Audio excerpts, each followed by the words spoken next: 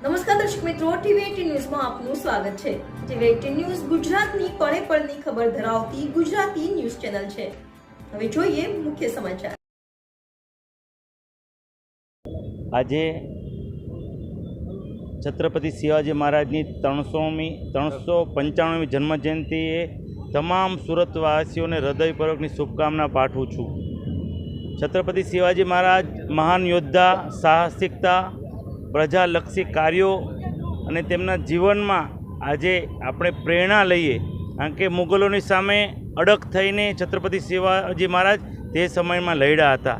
આજે પણ તેમની વીરતાને આદર્શ આપણે બધાને આપીએ છીએ અને તેનું જીવન મૂલ્યો પર આપણે પ્રેરણા લઈને તેમને આદર્શ બનાવીએ। આજે શ્રી છત્રપતિ શિવાજી મહારાજની 355મી જન્મજયંતિ છે। હું સૌ ભક્તોને આ દિવસની ખૂબ ખૂબ શુભકામના પાઠવું છું અને ખાસ કરીને હું યુવાઓને કહેવા માંગીશ કે એ લોકો ફક્ત 19 ફેબ્રુઆરી મહારાજની જન્મજયંતિના દિવસે જ એ લોકો ભગવો પહેરે છે, સારું કામ કરે છે, લોકોની સેવા કરે છે, પણ આ તો આપણે 365 દિવસ કરવું જોઈએ।